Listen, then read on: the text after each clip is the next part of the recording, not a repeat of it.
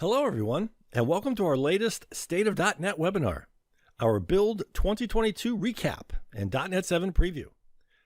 The Microsoft Build conference was last week, and today Marcus Egger will recap some of the latest announcements from Build and take a look at the next version of the evolution of .NET, .NET 7. Hello, my name is Jim Duffy, and I'm responsible for the marketing and sales efforts for all of our code services, including Code Magazine, of course, but oh my goodness, code is so much more than just a magazine. Code Consulting, for example. Code Consulting's continuing mission is to help people build better software. We're a Microsoft partner, and we provide a number of services, including building custom software solutions, on-prem and in the cloud, educating developers, modernizing legacy applications, providing developer resources to augment your development team, and supporting and maintaining existing applications. Our team of expert developers and consultants are ready to help you with your next project. One of the very popular free services we offer, we call our free hour of code. It provides an opportunity for you and or your team to meet with our team of experts to discuss anything you could use our help with. Slots are limited, so reach out to me today about getting your free hour of code scheduled for you and or your team. No strings, no commitment, no credit card required, just free help from our code experts. If you like what you see today or have seen in our prior webinars, please ring that bell and subscribe to our YouTube channel, follow us on Twitter, like us on Facebook, and follow us on LinkedIn. Code Magazine is the leading software developer magazine written by expert developers for developers. All registered attendees who don't already subscribe will automatically receive a free digital Code Magazine subscription.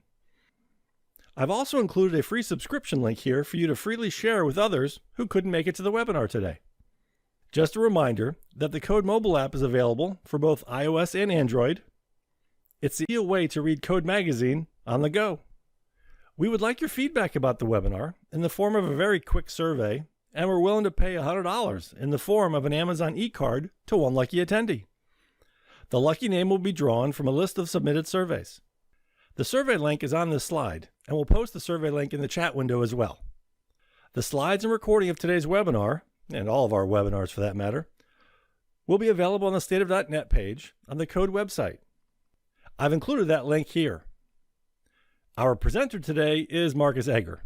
Marcus is the big kahuna around here. He's Code President and Chief Software Architect, publisher of Code Magazine, international author and speaker, Microsoft Regional Director, and a very knowledgeable and talented developer. If this is your first time attending one of our webinars, welcome, and thank you so much for joining us. If you've attended one of our webinars in the past, welcome back. All right, you've heard enough from me. Thanks for listening. Take it away, Marcus. Thank you, Jim. Hello and welcome, everyone. It's so good to be back. We did delay this event a little bit because of Build. Obviously, we didn't want to do it before Build and not be able to talk about a lot of things that happen at Build. So here we are. Great to be on live again. One of the downsides of doing a live event is, well, you're live. And today, where I'm at, there happens to be a huge thunderstorm. So you may hear some thunder in the background. Not to worry, I'll be okay. The lighting in our studio may change a little bit. So if my head turns red or green, it's all good. It's just the outside lighting that filters in a little bit here into our makeshift studio.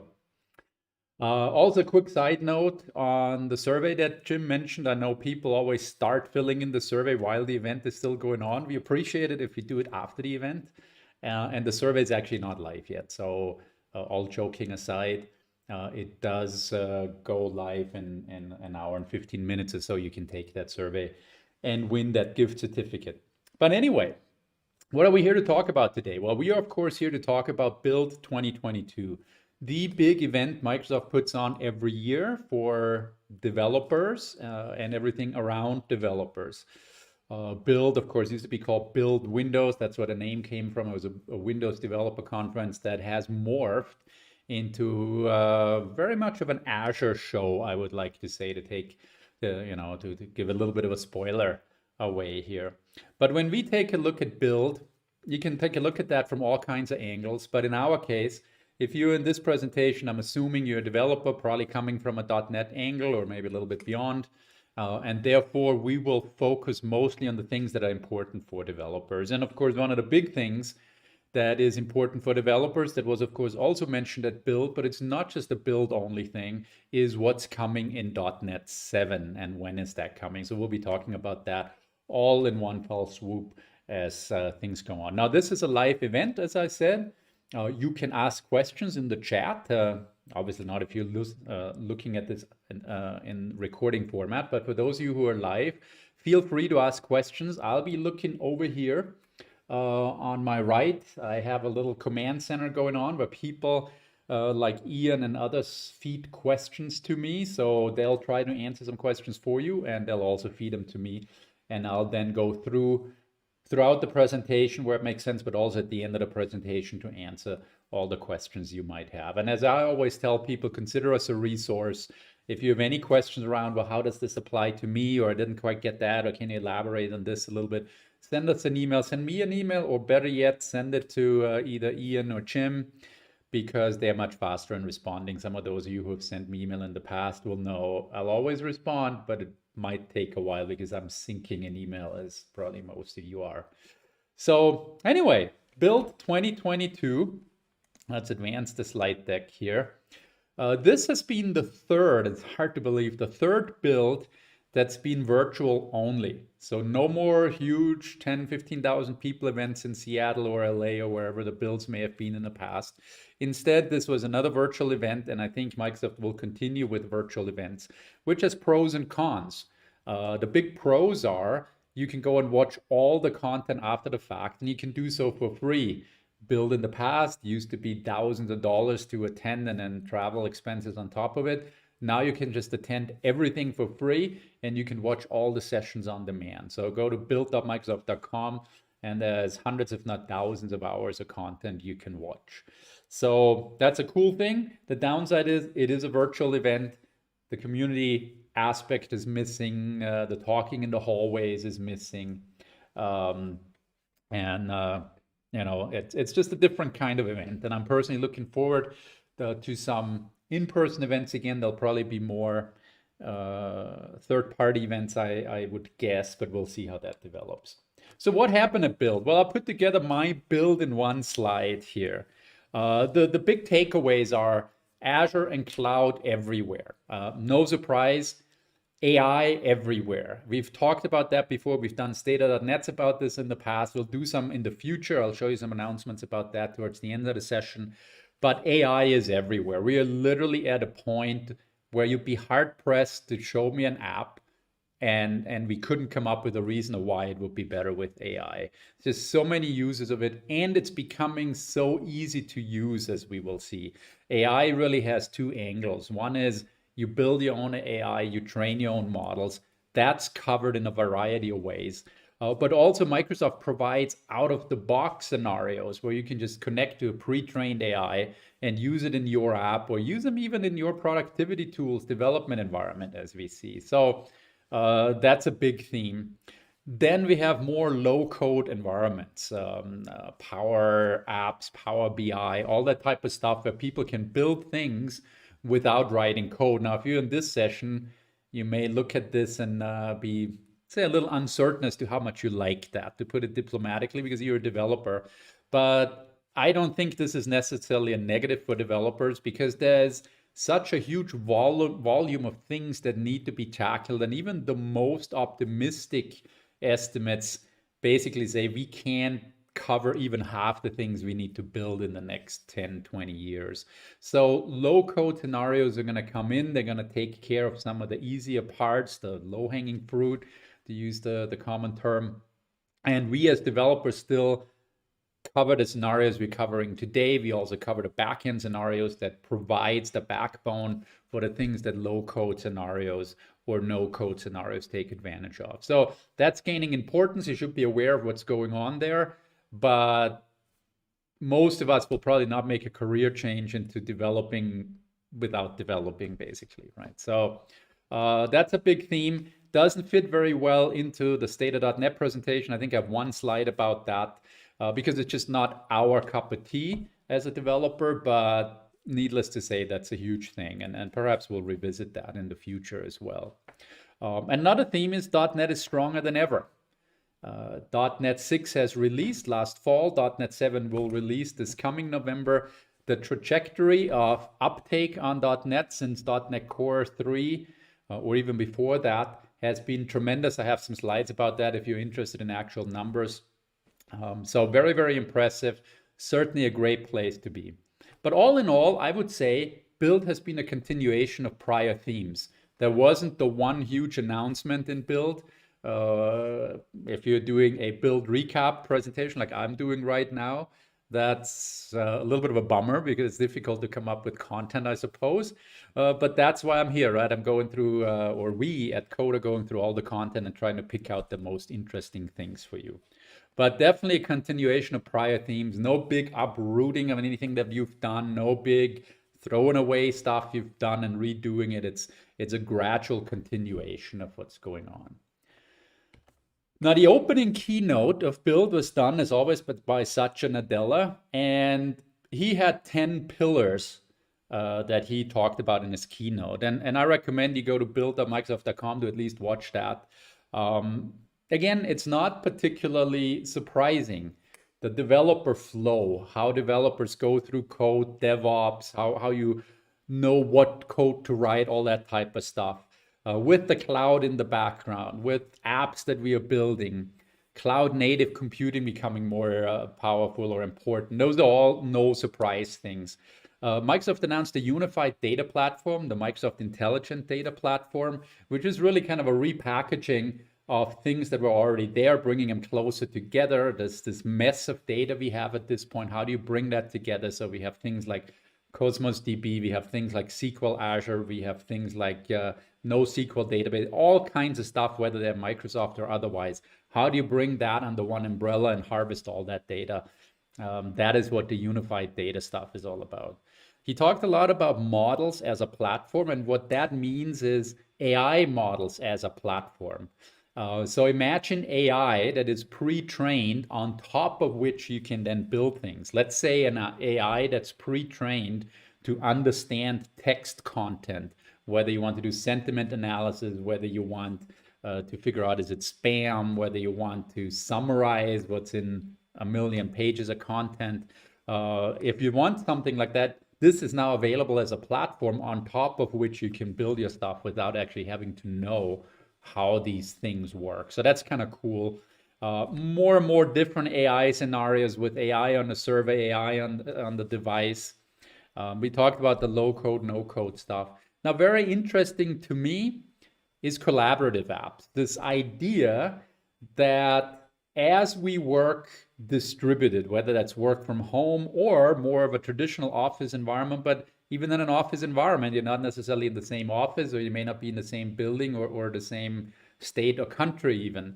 And how do you actually open up an app and then look at the same stuff together with somebody else without doing, say, a screen sharing? Or maybe screen sharing is your answer, but how do you collaboratively work on your content, drive that forward?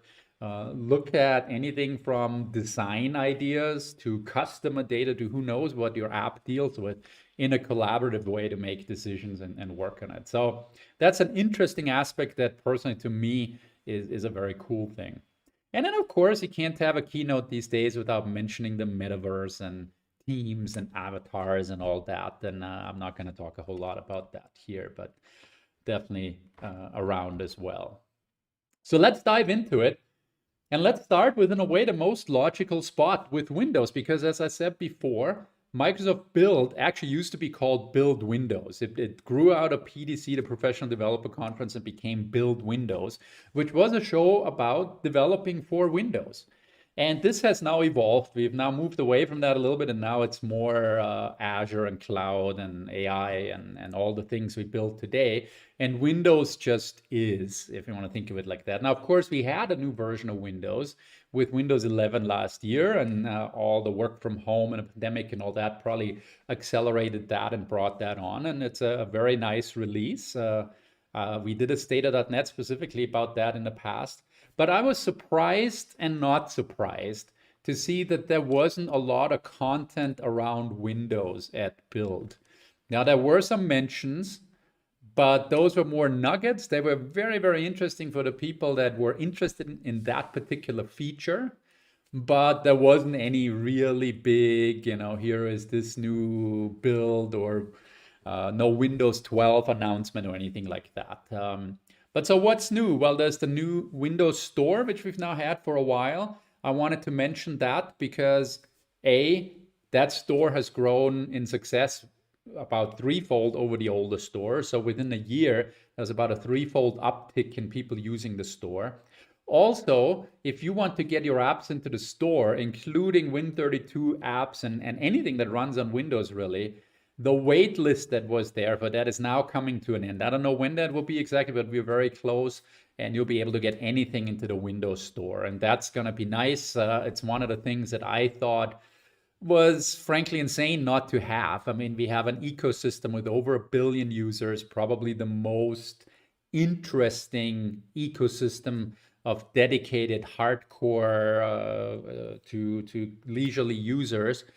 And we never had a store that really allowed us to target that. And the new Windows Store really has become that. So in a way, not much of an announcement there, but in a way, very, very profound as well. So a great way to deliver your apps. And what's really cool about it is you have lots of options in this store. Of course, you can put things into the store that are for sale and then Microsoft takes a cut. But you can put things into the store that aren't for sale, that are maybe free, or you can put things into the store that are for sale and you charge money for it, but you're not going through the Microsoft Commerce Engine because you don't want them to take a cut. Now you miss all the features of the Microsoft Commerce Engine, but you can sell through the Windows Store and get 100% of the revenue of your app if you're so inclined. So very, very cool setup of the store. And we are seeing more and more Microsoft stuff appearing in the Windows Store. One of the most significant to me is the Windows Subsystem for Linux is now available through the store. Now, that's not a new WSL setup. It's the same one we had before, but it's now delivered through this new delivery mechanism and it's kept up to date and all that. So it's a nice way to install WSL. What else do we have? We have Windows 365. Not a lot of mention about that at Build, but that's an interesting thing. Windows in the cloud, running desktops in the cloud, deploying it. And this is also interesting because it's the foundation for some other things we'll talk about. We have the Windows subsystem for Android becoming a reality. I'll show you some of that here in a moment. We have Windows on ARM, which is gaining in importance. Now, I know we've been down this path, probably not a number of times, but for a long, continuous time at very low speeds. Let's put it like that. But Windows on ARM is becoming more and more important. There's more and more devices that run on ARM, and Windows running on ARM without you having to do anything is enormously important. So none of that old stuff where you're building a WinRT app and I have this new app and it runs on ARM and it's very restricted and all the old system stuff, all the old apps can't run. But this is a version of Windows that just runs on ARM and everything runs on top of it, including DevTools, as we'll see here. So that's interesting. What else? Windows App SDK. The ability to build Windows apps and take all those things that Microsoft has to build Windows apps, whether it's WinForms, WPF, WinUI, all kinds of stuff that in some way, shape, or form makes for a Windows app or controls in a Windows app. That's the Windows App SDK. And preview for version 1.1 is now available. We'll talk a little more about that.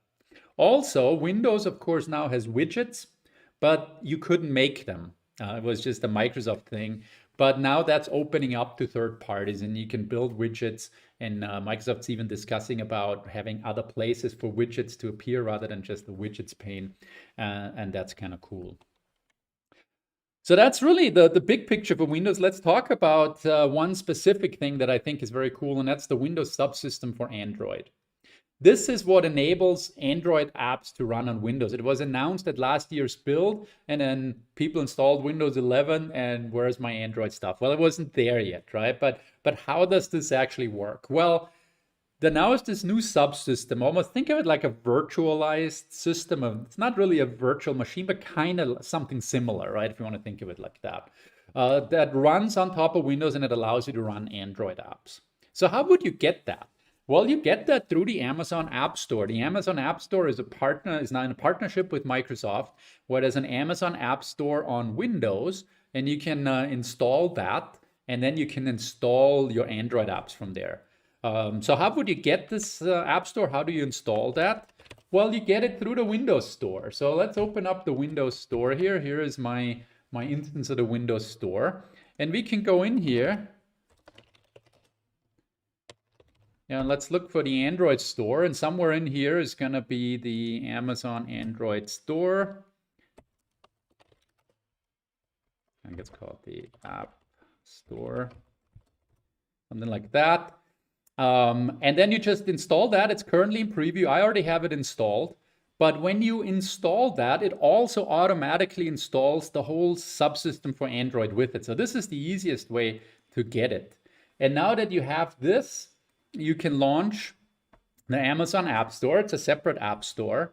And this will show you all the Android apps you can run on your system. And we may or may not wait for this to open, but you get the idea. It's just another app store that runs on your system. So this is the same app store that some Android users choose to use rather than the Google Play Store.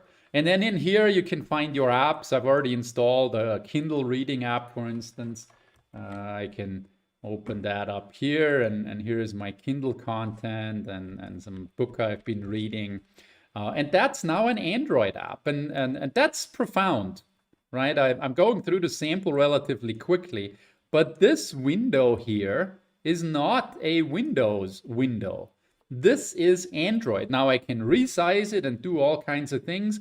And depending on how well the Android app is built, this may work better or not so good.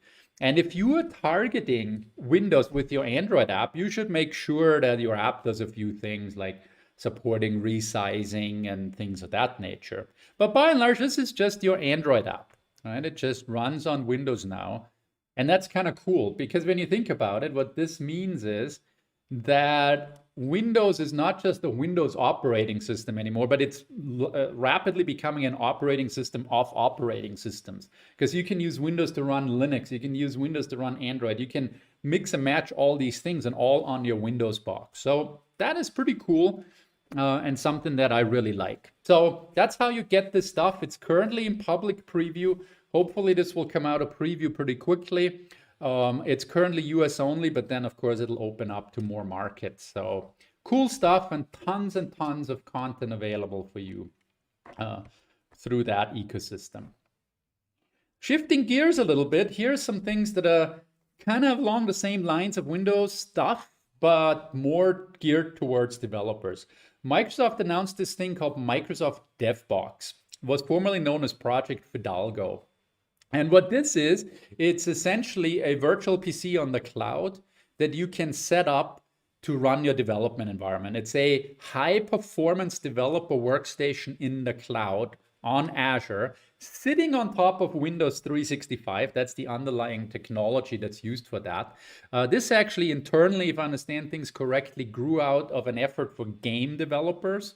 So very, very high performance, right? So this is a great setup to use. It's currently in preview. You can already start using it. What does this do for you? Well, it allows you to set up a dev box in the cloud, which takes away a lot of the complexity of doing this.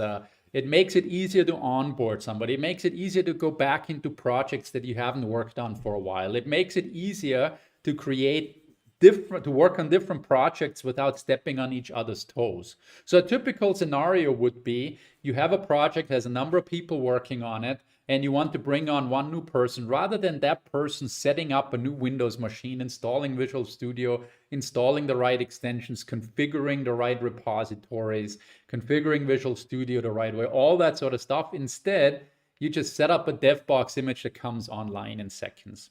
Or another scenario would be something that I'm currently struggling with. I have a project we worked on for a customer. I haven't worked on it in probably a year. And a customer came to us and said, can't you do this one thing? And I'm like, yeah, that's pretty easy. I can do that in 2 or 3 hours. But it's going to take me like a day to set up a dev machine for it. And that's not great. But with DevBox, I could just have that image in the cloud and I fire it back up and I wouldn't pay for it unless I use it.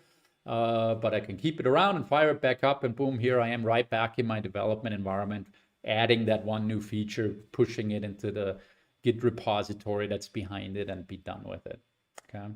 So this is kind of cool. I'm really looking forward to this. I know a lot of people out there have tried to make this work just with more conventional VPC setups, but this is real high performance, geared towards developers, easier to set up, and so kind of a cool thing. It's of course also geared towards enabling remote working, which is just, let's face it, it's gonna stick around.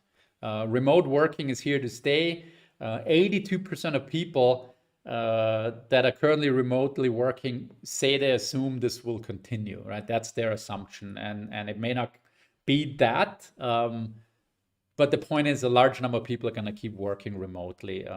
52% of developers, according to Microsoft, say they would actually quit an on-site job if they could work from home instead, or have some flexibility. It doesn't necessarily have to be every day, but you get the idea. And you know, the saying in the industry kind of goes, it's hard to find developers at this point. Where's the best place to look? Well, it's looking at companies that require on-site work because they are losing people, and those people move elsewhere. So this should help with all those scenarios. Question, how will licensing work with Microsoft DevBox? That's a good question. The way I understand it is it's just like a VPC setup on Azure right now. So you spin up the box and you pay as you use it, and that takes care of the licensing. Now, I have no idea how that would work with third-party tools or anything like that, and this may, that's my understanding. So take a look at the in the Azure portal when you set it up, what it says, but that's my understanding. And then third-party stuff depends on the third party, I guess. Another thing I want to talk about briefly is Project Volterra. That's not available yet, but it'll come later this year or so. And what this is a lot of people just looked at this and said, well, this is just a Mac Mini clone. And I have an image of it here. Below the monitors, you see those two black boxes. That's the machine. Project Volterra is a machine. It's a computer that you would set up and plug in and be ready to go and have a dev box. So in that sense, yes, it is like a Mac Mini, but it's also oh so different, because what this is, it's an ARM dev kit built on Qualcomm Snapdragon platform. So it's running Windows, it's running Visual Studio, it's running all the things you want for a developer life on an ARM-based environment on this little box that you just plug in and you're ready to go. And what's really, really interesting about this, it has an NPU built in, a neural processing unit. And that is something we now see appearing in more and more scenarios where hardware has this extra chip on board, kind of like, you know, 20, 25 years ago, we started adding GPUs for graphics to machines. We're now starting to add NPUs for AI scenarios, which means you can use this dev kit really well to develop AI-based scenarios. So that's cool. We'll see NPUs appearing more and more. We don't know a whole lot about this machine setup, about this whole computer yet, but it's intriguing. I wouldn't mind getting my hands on one as soon as this comes out. So it's a kind of a cool thing to keep in the back of your mind. Now let's talk briefly about the Microsoft Power Platform. It's not really a Windows thing, but to be honest, I didn't know where to put this slide, so I put it under the Windows section. The Microsoft Power Platform is Microsoft's low-code platform. And if you watch the build content in general, there was a lot of this stuff, and it's quite interesting. I'm not talking a whole lot about it here because we're in the State of .NET event where it's all about coding. This is low code, no code. But what this is it's about developing standard run-of-the-mill things without actually doing coding. Now, a lot of that depends on an existing infrastructure that we still need to code, all that. But this is fairly interesting. We tend to belittle this a little bit because it's not real development and us developers don't think it's cool. But it's actually better than you think. And then there's now 5 different products. There's Power of BI for business intelligence. There's Power Apps for building simple apps. There's Power Pages, and that's the new thing. Power Pages allows you to build, well, pages, right? Websites. And then there's Power Automate and Power Virtual Agents. Virtual Agents is basically bots and stuff like that. But it's a cool thing, right? It's maybe not what we do every day, but I see a lot of opportunity in integrating with it and potentially helping with it and then picking up if it can't do everything that needs to be done and turning it into a real coding scenario. That is more interesting for us developers. So that's all I'm going to say about this, because we are a developer webcast here, but nevertheless, it's kind of interesting. Okay, well, let's switch gears into what I think was probably one of the main parts of Build this year, and that is Azure. The Azure cloud, of course, being very important.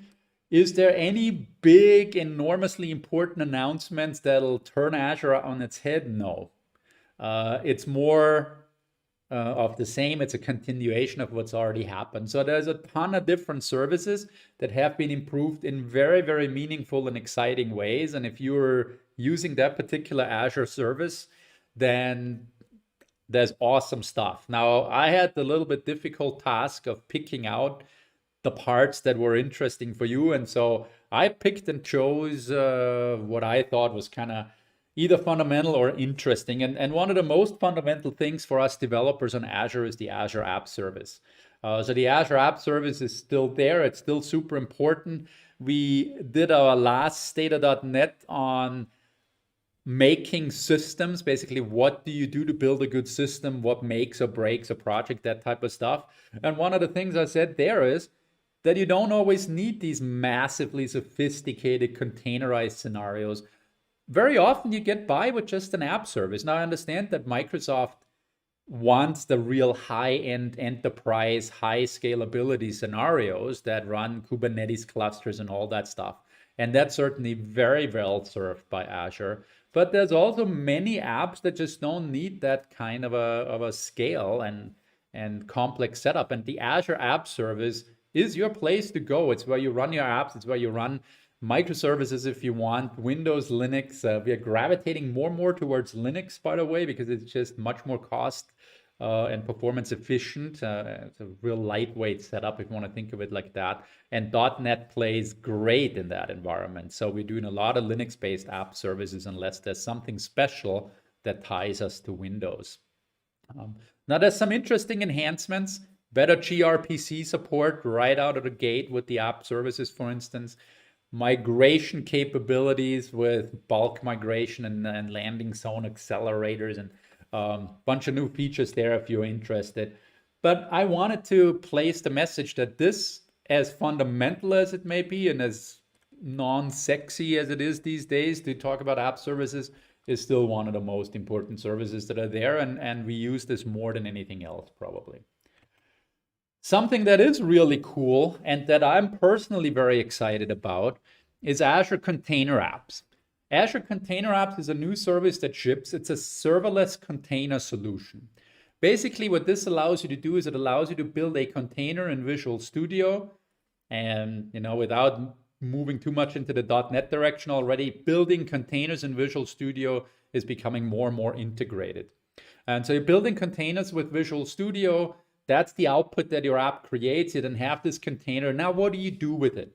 And in many cases, your answer was you put it in Kubernetes. And Kubernetes is great if you need that type of scale and orchestration capability. But if you basically want something that's as simple as an app service, but still a containerized solution, this is your way to go. It allows you to deploy a container as easy as a regular app. It scales up and down all the way to 0, meaning no cost if it doesn't run. And just so much easier to deploy, so much cheaper to deploy than a whole Kubernetes server. Now, if your app grows and you need to move into Kubernetes, you have a very, very direct path into Kubernetes. But to me, this is a real alternative to the app services. So I envision that a lot of stuff we do in the future that we used to do with just an app service, because it was just a microservice that didn't need to scale drastically. I think we'll use this instead. Question online.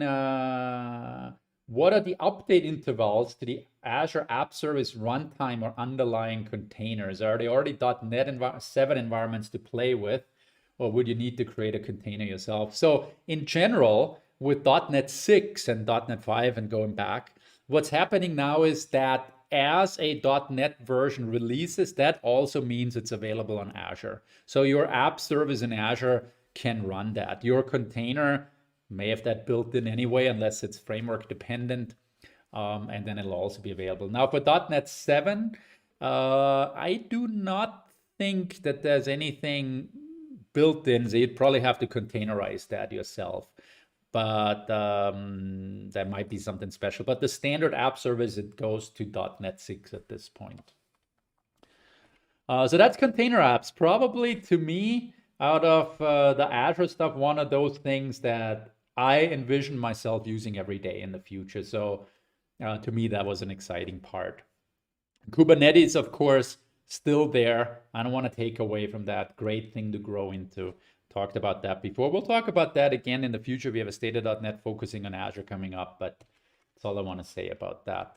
Another thing, fundamental, SQL Azure. SQL Azure has a new version coming out. What does it have? Well, for the most parts, it has all the things that you expect from a new version, improvements here, improvements there. The one cool feature that I really like and why I put this slide on here is this new feature called Ledger.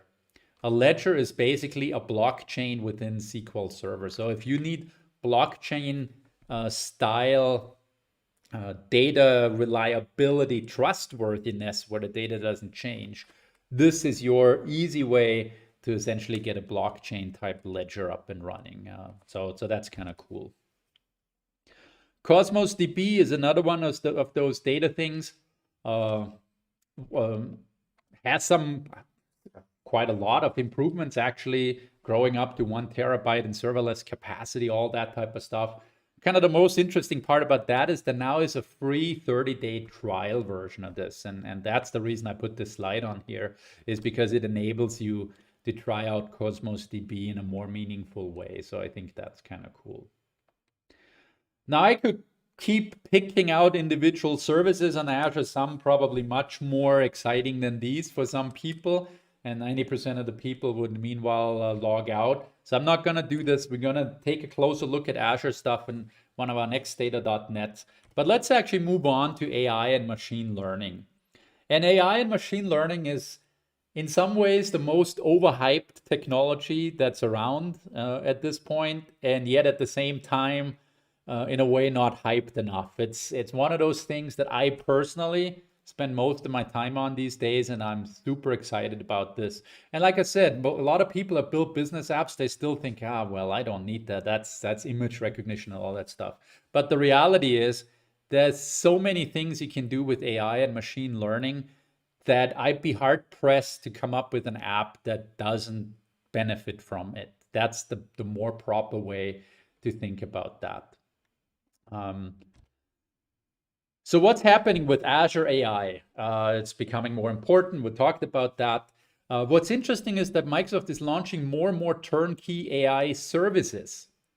So rather than you having to develop your own model and understanding how machine learning works, there's just services you connect to, like language processing services. You send it a piece of text and you say, what's the sentiment here? Is this a positive or a negative review of my product? That type of stuff, where you don't have to train a model, where the service can actually understand that.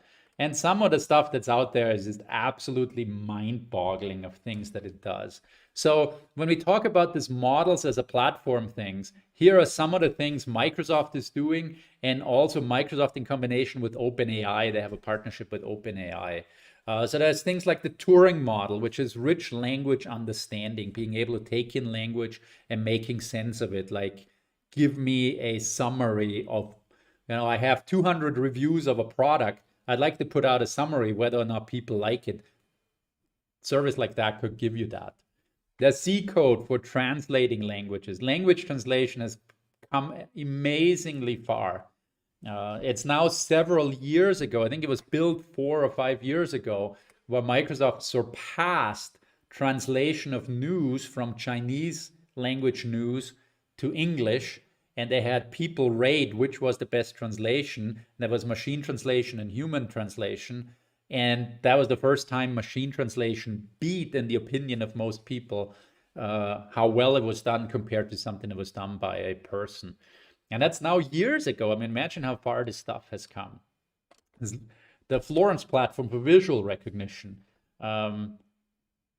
language generation coming out of the OpenAI angle. DALL-E, if you've not watched anything with DALL-E, go on YouTube and watch DALL-E and just search for DALL-E and see what it does. It's a platform that can take in text and then generate an image from it. So you can say, I want whatever the typical examples are, an astronaut riding on a unicorn around Pluto, swinging a golf club and eating sausage. And it'll come up with an image that has that. It's absolutely mind-boggling.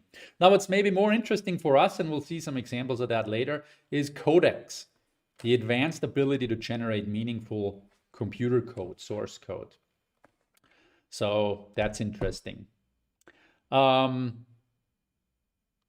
We basically talked about that.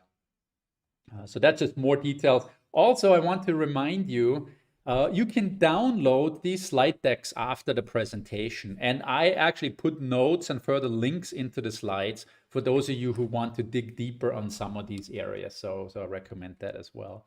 So with AI, we could now go into a number of different areas. One I wanted to point out here, because we've never talked about this before, I don't think, is the Azure Form Recognizer. Great little service for business application developers, where you can throw any kind of visual of a form, whether that is, I don't know, a vaccination card or an invoice or a receipt or anything like that.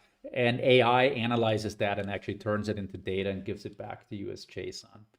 Now, a lot of this stuff is borderline magic, right? How does it actually do this? Why does it decide that something is better than the other? Why does it predict a certain pattern for the future? Maybe your AI predicts how many people will consume or buy a certain product or service of yours. Why does it predict that? And that's often the puzzling thing. And also, if you don't know, it's not very responsible either. And so Microsoft is coming up with the Responsible AI dashboard, which allows data scientists to dig deeper and analyze, why did AI come up with certain results? So that's kind of a cool thing that I wanted to mention on the side. Maybe not for us as the target key audience, but still a pretty cool thing.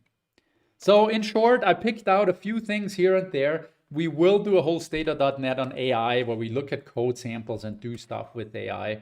And we'll see a little more AI later in this presentation. But that's what I wanted to pick out here today. The key takeaway, if there's one takeaway you have from this whole AI part of my presentation, is it's for you. It's for everyone. It makes sense to use AI in just about any kind of scenario. But let's move along and let's look at .NET. Let's look at .NET and what was announced at Build, but also what do we know about it in general and what's coming. One item that's interesting, I've said this before in a State of .NET. .NET's now 20 years old. That was actually last fall, I think. So that's cool. .NET turned 20, Visual Studio turned 25, and there's actually a cool video about that Microsoft recorded. That's kind of cool. I see, by the way, online there's some questions about WCF support from different people. WCF Core has now been released. It does a lot of the things that you expect from WCF if you need that backwards compatibility or interact with it in some ways. Now I see one question coming from someone that I know who probably won't find quite everything in that release yet, but it's getting there. But it's finally been officially released and it's out and it's supported by Microsoft. We've looked at this a number of times before. Just a quick recap. .NET 6 released November 9th, 2021. .NET 7 will release almost exactly a year later. This is now the pattern. This pattern will continue into the future. Microsoft announced that there will be .NET Conf in November, starting on November 8th. .NET Conf is an online conference. Nobody was blown away by this announcement because It now happens every year and almost always at exactly the same time, give or take a day or two. So this is something that started with .NET Core 3. We get these predictable releases every November. We alternate between long-term support and general availability. General availability just means won't be supported quite as long. It's not a big deal because it's easy to upgrade. .NET 5 was a general availability release, 15-month support cycle. What you do is you just flip the switch, say compile it in .NET 6 if you have any issue with it. And that's a real easy upgrade. So there's no real reason to worry about GA versus LTS support. .NET 7 will be another GA release. .NET 8 will be the next full LTS supported release. But again, it'll be easy to migrate between those versions. It's really just a matter of Microsoft on a fast release cadence can't support every single version all that long when it's so easy to move between versions. Now, we already talked about this, .NET 6 on Azure. .NET's release, any .NET release at this point, any November .NET release at this point doesn't just mean that .NET is available for you to program and deploy on your own machines, but it also means it's released on Azure. If it's not released on Azure, it's not really released. And that was true with .NET 6, which was available immediately everywhere. It will be true for .NET 7. Now again, .NET is popular. There was a time when people were like, oh, you're still doing .NET. And then .NET Core came around and the uptake was insane. The degree to which people like .NET is really good. It constantly comes out at the top of surveys on Stack Overflow and other places. And the adoption rate is going up drastically. So .NET 6 adoption compared to .NET 5 adoption in the same time frame is almost 2 times faster. There's now 5.6 million developers pretty much using .NET every day. There's more developers than that using .NET on occasion, but people that basically live and breathe in .NET, going on 6 million developers doing that basically every day. That's pretty amazing when you think of how hardcore that is. So cool stuff there. Now for .NET 6, a side note, we came out with a focus release, a focus issue that focused on .NET 6. It's free, was free for all subscribers.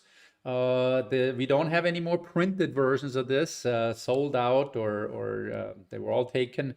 But you can still get this content completely free of charge online. You can get this content free of charge in our mobile app. So you can just go through, learn kind of soup to nuts about what's important for .NET 6. We did the same for .NET 5, so you can go back. That's available as well. Not ready to announce anything for .NET 7 yet, but there's a certain pattern there if you catch my drift. And all the subscribers to the magazine get this free of charge. Now, I'm not selling you anything here because in this slide deck, you got a free subscription link. So you can subscribe for free and you get these focus issues for free as well. A quick note, going back to this whole GA versus LTS, .NET 5 was a GA release and therefore its support ended May 8th, which means you might want to consider moving to .NET 6 if you have stuff running on .NET 5. Should you panic about this? No, absolutely not. We have stuff running on .NET 5, works perfectly fine. If there ever was an issue, I'd flip the switch to .NET 6, recompile. I've never heard of any issues with that. If you have any, be interested to learn about that, but I've never heard of any problem moving to .NET 6. And then if the issue persists, you have a fully supported version. So move if you see a need, move if you have the opportunity. What I do is, let's say I go into a microservice and add a little feature here or there. At that point, I flip the switch and deploy the next version in .NET 6. It's that easy, right? It's now I understand that some people have certain processes around that and you have to add that, but just in the terms of the technical stuff, that should be pretty straightforward to do. And here's a little slide that explains this whole GA versus LTS a little more if you're interested. There's another question online. Will code code framework be updated to include .NET 7's WCF? It's certainly something that I have a very close eye on. So if you're a code framework user, using the services in code framework. You know that we have a long history of supporting all kinds of standards, and WCF becoming available is certainly interesting news to me, because all our services still run on WCF on the full framework, and now this will give us the opportunity to run them in core as well. And the question here was, is going to be .NET 7? It might actually, depending on interest, happen before that, because it is now available and has the features, I believe, that we need to make that work. So Visual Studio 2022 was a very, very cool Visual Studio release last fall. It's the first 64-bit version. That means it runs a whole lot faster. So a lot of this stuff where a lot of us switched to VS Code because it was just such a behemoth and it was so slow to do stuff in Visual Studio sometimes. I haven't had those issues anymore. I mean, Visual Studio Code's still more lightweight, but it's not where I sit there and say, gee, I should switch to Visual Studio Code because it's so lightweight and nimble. This is fast and it works well. And truth be told, I've gone back to using Visual Studio 2022, the full Visual Studio, quite a bit lately. So big success story there. It's well received in the market. And this is also coming to ARM. Okay, so version 17.3 Preview 2 includes Windows on ARM support. So you can run this thing directly on ARM. And that's kind of interesting, because if you can run an app like Visual Studio with all its extensions and features on ARM, that probably means you can run just about anything on ARM. So that's kind of very interesting. So take a look. If you've moved to Visual Studio Code and haven't used this in a while, I recommend you come back and check it out. There's an interesting feature coming that I wanted to pick out. It's like one of these raisins that I'm picking out here. Visual Studio port tunneling. I think this is very cool. What this is, in short, is the ability to run your development environment that normally starts up. You're building a web app and it runs on localhost, or a service and it runs on localhost. But you need it to be available as a public thing for some reason.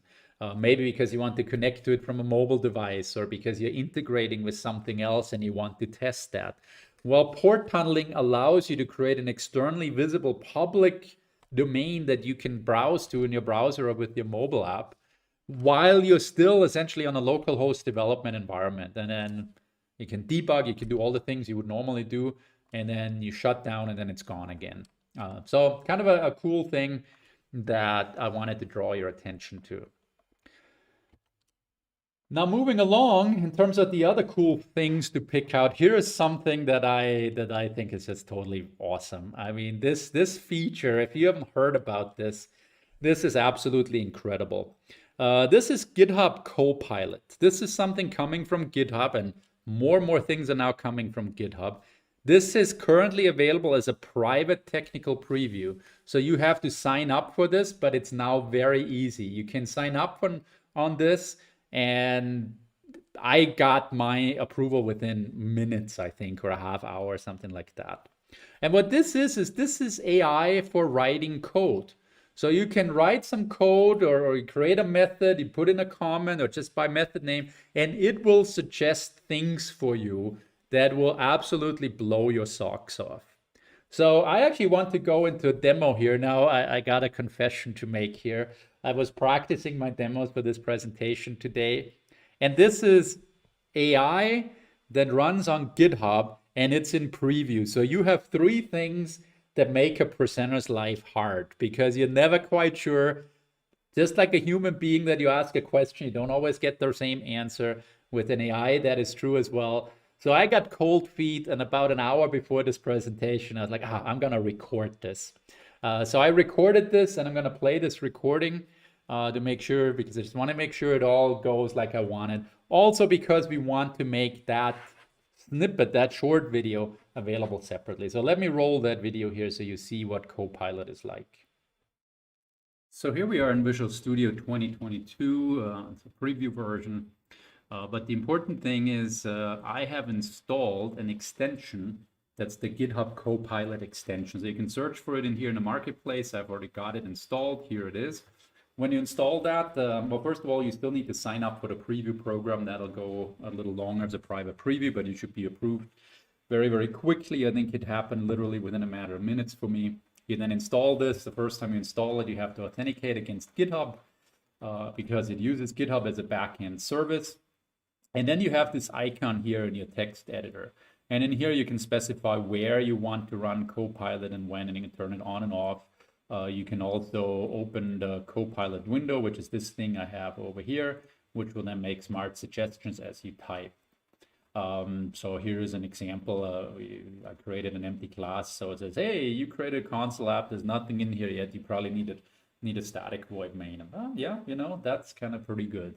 But before we go into the actual code suggestions, I want to go to Visual Studio Code, because GitHub Copilot isn't just a tool for Visual Studio, it's also a tool for Visual Studio Code, as well as many other things. And you can go into the extension marketplace here and find it. Again, I already installed it, same procedure basically. And now let's actually go in here and let's create a new file. We'll create a new text file, and we'll create a C# file to start out with. So we'll say, make a class called examples, and let's now start. Again, it's trying to convince us we need a static void main. That's not the case here, so I'll just ignore that. But what I want to do is I want to create a first method, and I'm going to call this, let's do this. Let's get 2 dates, and let's figure out how many days there are between the dates. So we say get days between dates, and we do a date time start and a date time end date. And now, as you can see here, it already goes ahead and it suggests some code that we could do, and this would certainly work. Actually, kind of not a bad solution when you think about it. Make sure we don't have any trouble here with the time. So we can now hit tab to accept it, or I hit control square bracket. Accept different solutions, or I can hit control enter to bring up the Copilot window like we've seen it in Visual Studio 2022, and it shows here different potential solutions, and I'm just going to accept the simple one for now here. And this, of course, is perfectly fine, right? We just take end minus start and take the total days, and that's our solution. So that's pretty cool. Made our life easier. What else could we want to do here? Let's try this. I want to get a list of strings. These are going to be URLs. And what I want to do is I want to search for images with a search string. And in this case, what I want to do is use the Bing image search API to find royalty free images and return as a list. And now it's coming up with some suggestions. I guess that's almost kind of a little cheat here. So let's hit control enter again, and let's see what it does. Not anything particularly useful here, I would argue. Let's see if we can help it a little more.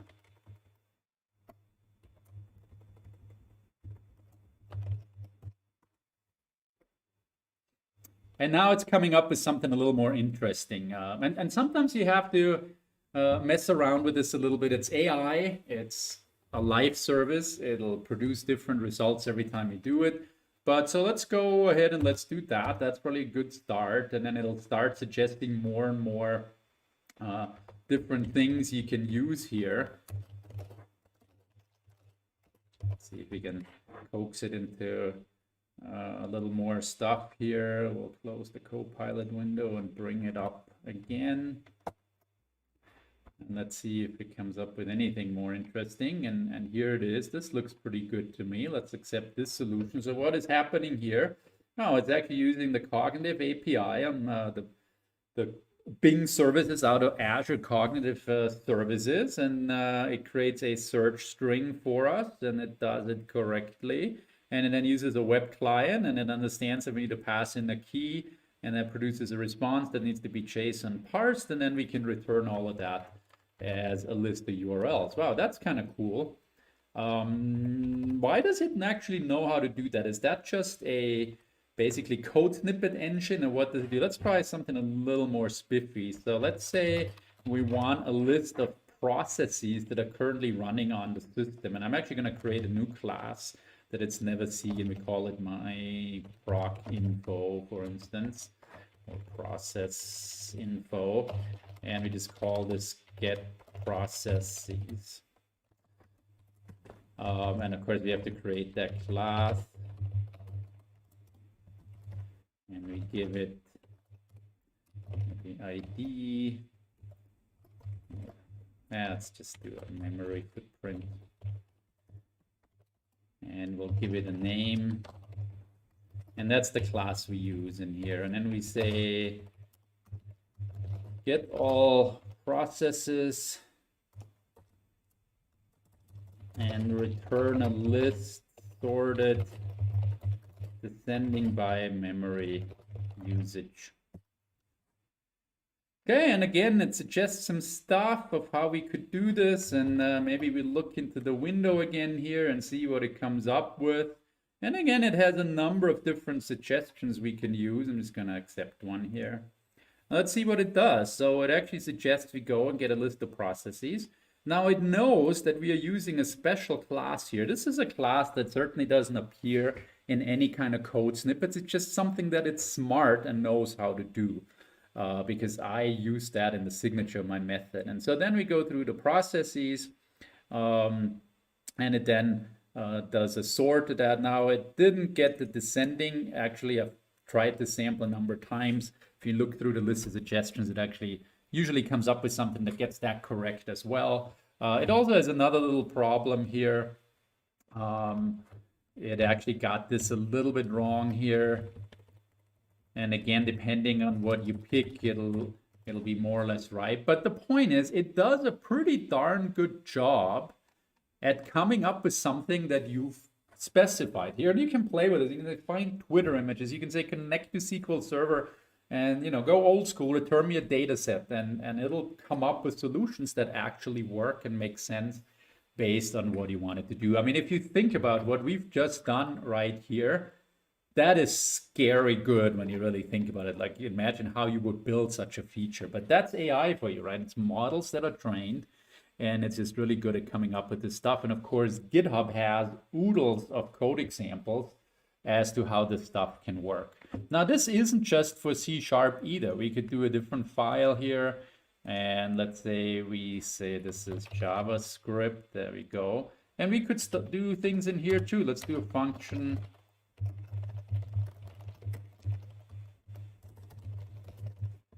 Like this, and there it goes. It comes up with a solution that'll probably work in terms of returning the number of days for this particular function.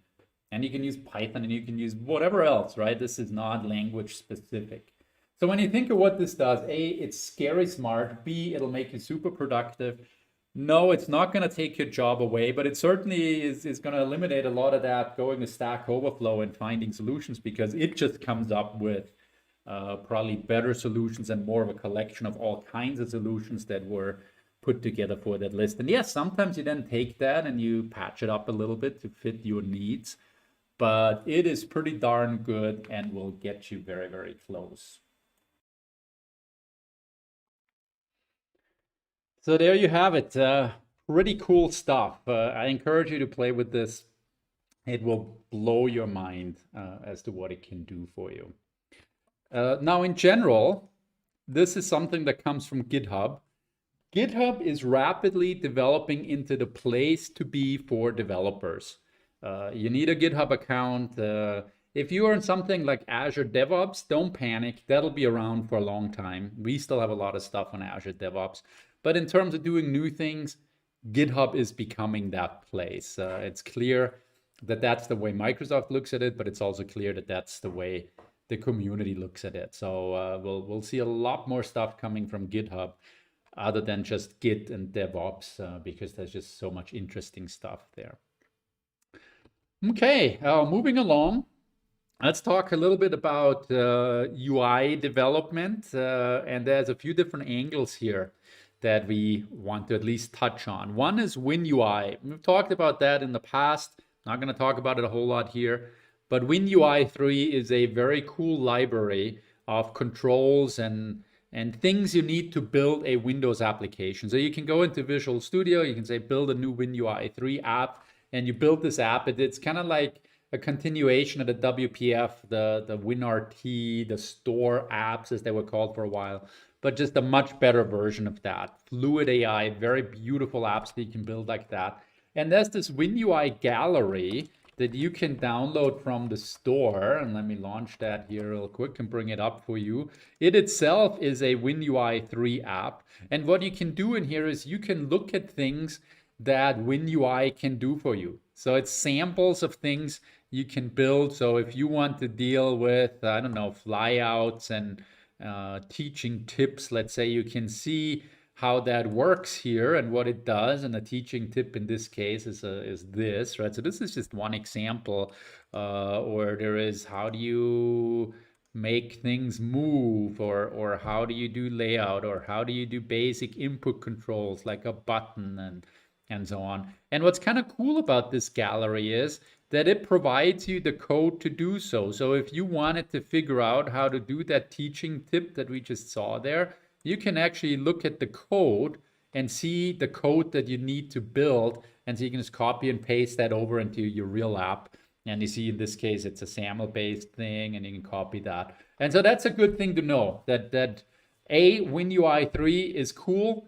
You want to use it in your apps. We're now talking Win SDK, which means you can use these things in any Windows app. You can put this into a native WinUI app, or you can put it into a WPF or a Windows app, WinForms app, and just make it a little spiffier, because all these things now combine through Win SDK, formerly known as Project Reunion. So that's a cool thing.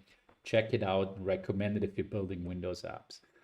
Now, I know that in our list of questions, there was a question that came up. I think Jim wasn't even through his intro yet. Somebody said, what's going on with MAUI?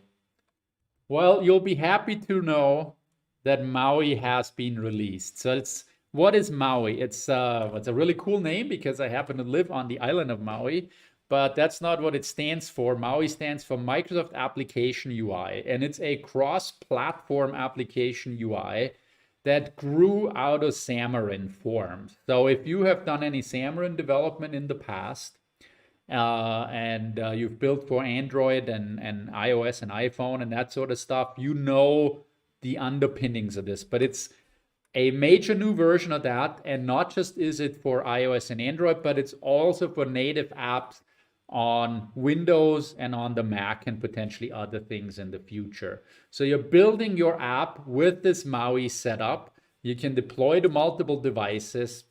And it's kind of a cool thing. Now, I will also say this. It's very difficult for me to judge at this point how much excitement there is around this. Is this going to be the end-all, be-all for app development on the Microsoft platform for Windows, Mac, and mobile? Or is it just this thing that grew out of the Xamarin Edge, and the Xamarin guys are going to use it and nobody else is going to care? I would be surprised if that's what it was, but I have a real hard time judging what it does. But it's kind of an exciting thing, and we're building stuff on top of it now.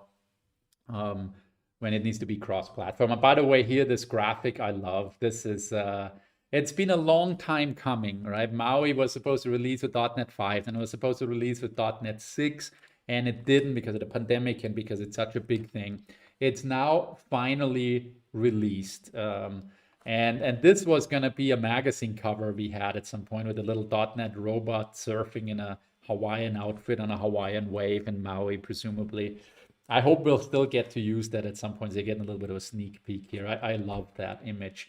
If that's being done in color, I think it would be very cool. Question online is, when is MAUI going to get Mac support in VS? Not totally sure which angle this question takes. You can build for the Mac, and you have a preview version of Visual Studio for Mac, and you can run VS Code on Mac. So hope that answers the question. The latest version for Visual Studio for the Mac has not been released yet. That's in preview, but that's coming soon as well. So what does MAUI do? Well, here's a slide for you that I wanted to have in here, just so you can go back to that, see what it does, how does it all relate. There's also a roadmap I have here that basically says what happens when MAUI is now a GA release, which means it is released. And actually, here's some info about the Mac stuff that goes with that question. So you have this, but the easiest thing that we can do is I just want to dive into that a little bit and actually just bring up Visual Studio. And I just want to say in here, let's create a new project. And you will now see MAUI templates. If you keep your Visual Studio up to date, you will see MAUI templates in Visual Studio. And I've recently done one, and let's just go through with this here really quick and just accept all the defaults. And this will now go and it'll create a MAUI app. And one of the things that you will see here compared to prior MAUI demos that I have done is it's just one project. Doesn't matter so much what's in there exactly, but it is one project that has it all. In the past, you had different projects and you were never quite sure what's being pulled from where. And it was a very confusing setup. Now it's just an app. And it's an app that has a shell, which is the outer window or whatever the environment has that you're running in. And then it has a main page. And you see, this is all SAML, and you're building SAML code here. So this has now been around for a while. Now there's platform-specific things for the different supported platforms, right? There's research, but a lot of stuff is now shared, like the fonts, the app icons, SVGs, and all that type of stuff. And so it's just one app, and now it depends on what you want to run for. You can run for Windows, you can run iOS, you can run an Android emulator. This stuff takes a long time to start up for the first time, so I'm just going to run this for Windows here. But you'll just have to trust me. This also runs on mobile devices and on the Mac, and you'll even eagle-eyed observers may have even noticed that there is a Tyson platform in here, which is the Samsung OS. But I'm just going to run my MAUI app here, and this is MAUI running on Windows. And this is actually using WinUI 3 under the hood to provide its functionality. And so this now natively runs on Windows. We have some code in here. We can look at how that works. It uses SAML is one of the options you have. So the main page here has, for instance, a button. When we click on it, it has that counter clicked method that runs. This is compiled code. However, it does support things like hot reload. Remember hot reload in Visual Studio that we talked about in some past Data.NET? One of the most useful features that you'll ever get as a Windows developer. And now as I click this, notice that this button gets incremented by 2 now because I just changed this. I didn't reload this thing, but it increments by 2. Now you may not be able to see that very well. So I'm gonna jack up the font size a little bit, and ooh, it immediately did that, right? We didn't have to rerun the app.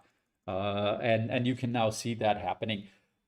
A cool environment is the short version of this, and we could now run this in an Android emulator. We could run it on the Mac. I'd need a Mac in my network. Really difficult to demonstrate when you're doing an online virtual session. But this is cool, right? It's finally there, and it now works beautifully cross-platform. It was a pain before. You may have seen me doing some demos on it, and it was always kind of a pain. And now it just works nicely. So that's awesome. We finally have that. Go play with it. It's a cool thing. Another cool thing is Blazor. Blazor is the hot new web thingy, right? Well, actually, it's been around for 4 years. It's hard to believe, but Blazor's been around for 4 years.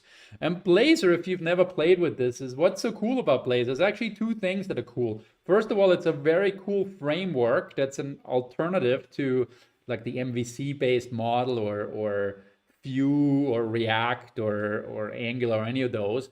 Really cool model how it's set up. And it can run in 2 ways. It can run on the server, which is a very seamless model that executes on the server, but it's mostly appears on the client, and it's like an update panel on steroids type of thing some people say, but it works really, really well.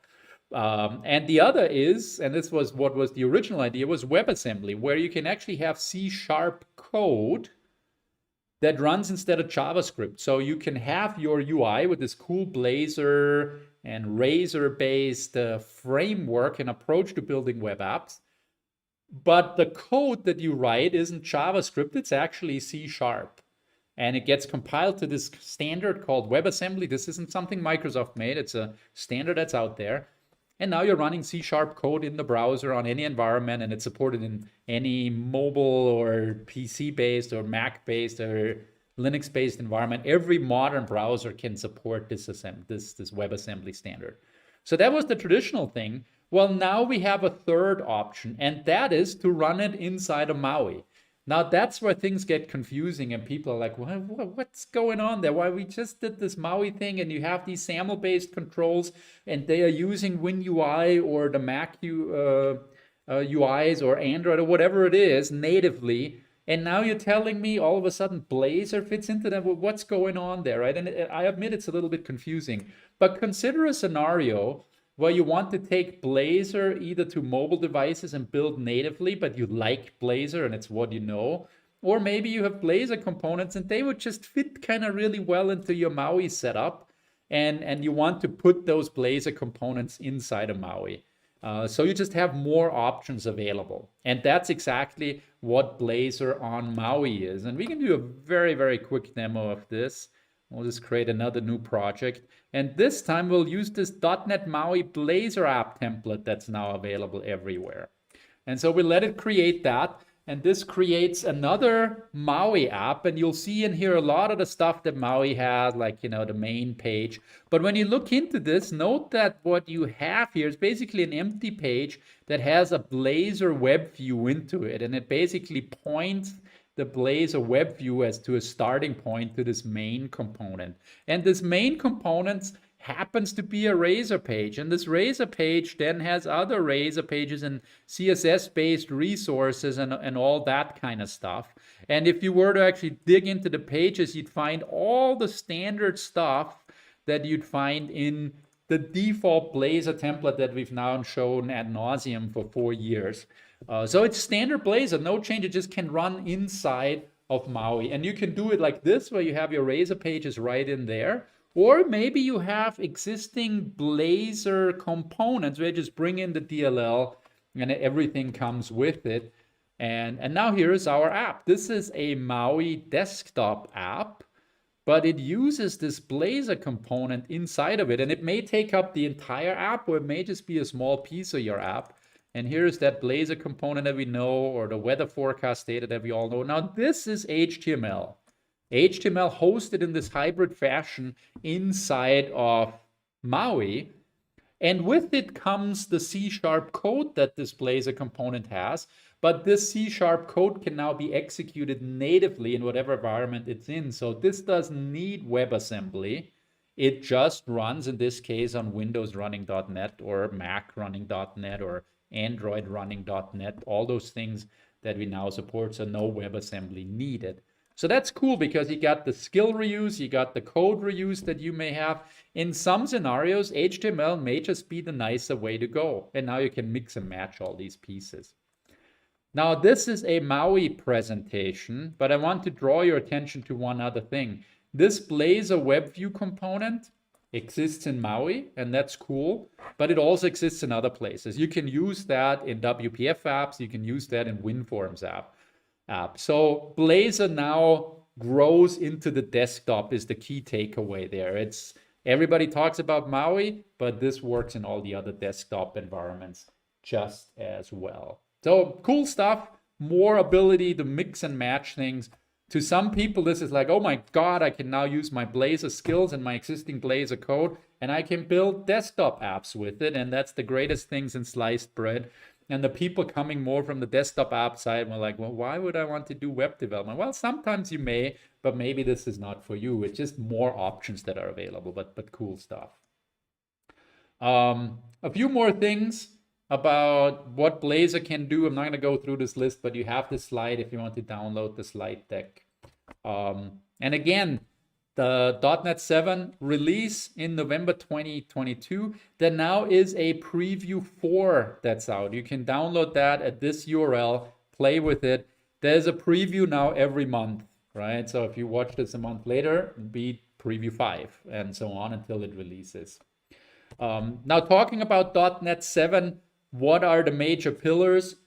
The main thing is app modernization. How do you bring, or one of the main things is app modernization.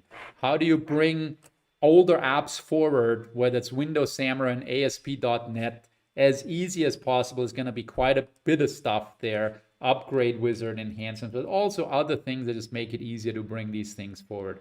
Not surprisingly, even better support for cloud native development. .NET is now in lockstep with things that happen in Azure, and being able to support these cloud native developments better. So no surprise there. And then we now have the first release of MAUI, but that's the first release of MAUI. We are expecting more and more great cross-platform experiences, probably a little bit of better designer support, all the things you'd expect with ongoing releases in MAUI. So those are some of the key pillars in .NET 7. And check out the preview version, and we'll certainly talk a lot about that. Kind of interesting, with every new version of .NET, we now also get a new version of C#. It's a yearly release cadence, and a lot of the features in .NET 7 will also be in lockstep, or will need C# and vice versa. So what are the key features in .NET 7, in C# with .NET 7? A lot of it is language simplification, trying to reduce the amount of language you need to put into your C# apps. Things like automated null checking. Do you really need to go into your method and you get a parameter and every first line is this parameter null? No, that now is standard syntax. You can just put 2 exclamation points after your parameter name, and .NET will automatically check this for you. Not surprisingly, there's going to be improved pattern matching. So that's been a theme that's been evolving over time with C# and kind of a cool productivity feature and powerful language feature. Now here's one of my personal favorites. You can now put static abstract interface members into interface definitions. Normally interfaces define public instance members of an interface. But we can now do static abstract interface members. Now you might be like, well, what is he nuts? Why is that a worthwhile feature to mention? What this allows us to do is overcome some of the things that we haven't been able to do before that have to be declared statically, in particular operator overloading. So for instance, if you wanted to define a generic interface that takes any number, whether it's an int, a float, a double, or whatever, decimal, and so on, it's really difficult to make that work, because you could create a generic type of anything that's a number, but then you want to do things like a plus b equals c, but the plus operator is actually implemented as a static member. And how do you define that on your generic type? Well, you can't. Well, you couldn't in the past. Now you can, because we have this feature. And that allows Microsoft, as well as us, to define things like an I number of t, where you can say, you can pass anything in that's a number, and we'll then handle it natively as that number. If it happens to be a float, then we use it as a float. And the interface I number of t, which is now defined as part of the runtime, has statically declared operators that work for all these different types. And that's opening up a whole range of scenarios that are really, really cool now. You may be like, holy crap, he's going off the deep end here with the under the hood stuff. But it's an exciting feature, because it'll simplify a lot of code and it'll make things a lot simpler. And some of that comes along in the framework, and some of it is things you can do. Now, going back to the things that are probably more directly useful to you is raw string literals.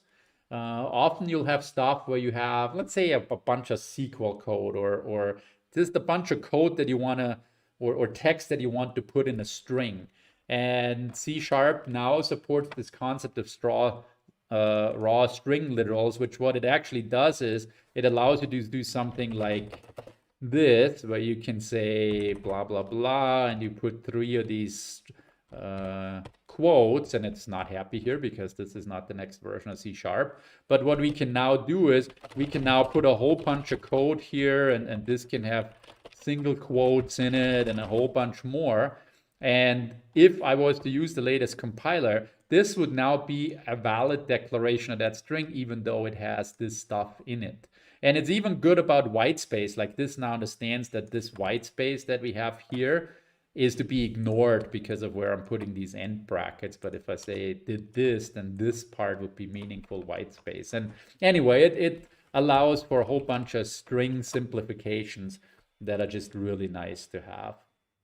Another feature that I really like, skipping ahead to the last bullet point here, is auto code in properties. Let's say you have a property like name, get set, something like that. You do an auto property. And now you want to make sure that, say, when you set the name or that property, it gets, the string is all lowercase. Well, now because of that, you have to create a backing field, and all of a sudden what was one line of code turns into 10, and for no real reason. And there's now ways to put code into the setter of an auto property without making it a fully fledged property. So that's kind of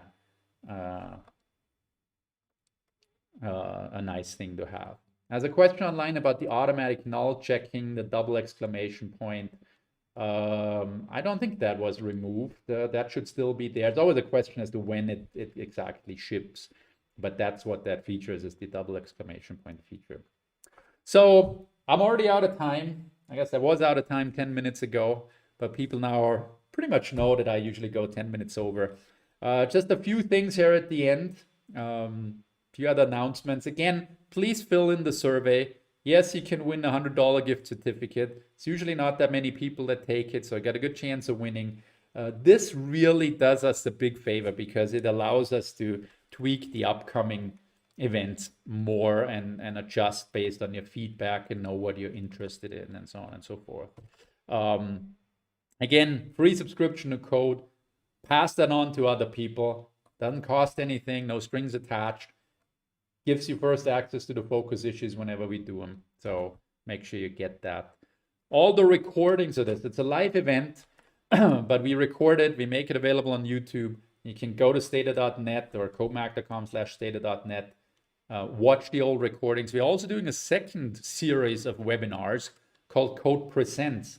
Those are also available in a similar fashion. And of course, subscribe to our YouTube channel, never miss any content. Like Jim said, hit the bell, click on the bell to be subscribed, and you'll never miss any content. Side announcement here, we are hiring like crazy. If you're interested in working for us or with us, check out, here's some examples of what we are hiring for. More on our site, and there's more to come. We're about to kick that into even higher gear as well, so check that out. And again, if you sat in this class now and you're like, oh, well, this is kind of cool. I wonder, he said we should do all this AI stuff, or he said we should do this, or he said this or that is coming, and you're now wondering how that applies to you. Well, feel free to ask us more. Again, I always tell people we're not the kind of company that'll send you a bill for an email answer or an hour of consulting. You're entitled to an hour of consulting if you came to this event, but this is first come, first serve. This has been very popular. We can only do so many. So if you want to take advantage of this, throw your hat in the loop, throw your name in the hat. You know what I mean? It's kind of a cool thing that's been very popular. What else? We got the Code mobile app. So you may want to take a look at that. If you're a Microsoft customer, you can basically also get Code Magazine for free. It's another way to get Code Magazine. And finally, we have some upcoming events to announce. They're already on the website, but in 2 months' time, a little less than 2 months' time, we're doing a stata.net focusing entirely on the Azure cloud. It's kind of the state of Azure, which will give us a lot more time to dig into samples and details about Azure and what the latest and greatest is that you should worry about. And then 2 months after that, we'll probably, this is a little bit more tentative at this point, but we'll probably do a stata.net around AI and machine learning. So some of the things that I just briefly touched on today, we'll talk about how you can use that in your apps. We'll talk about how you can use CAN services. We'll talk about how you can train your own models, anything from ML.net to Azure AI and probably a little bit beyond, and probably more about things like GitHub Copilot and other AI services that are interesting for you as a developer. And with that, thank you very much for attending. I'll stick around a little longer. I think I answered a lot of the questions as they came in. There was a question about supporting distributed transactions in .NET 7. I don't actually have any new info on that. May be there, it's just not something that I've paid attention to. And other than that, thank you very much. Hope to see you at the next event or at one of the Code Presents. If feel free to send us email, and I'll be hanging around a little more, answering questions if anyone has any, but that's basically the end of the event. So see you next time. Thank you.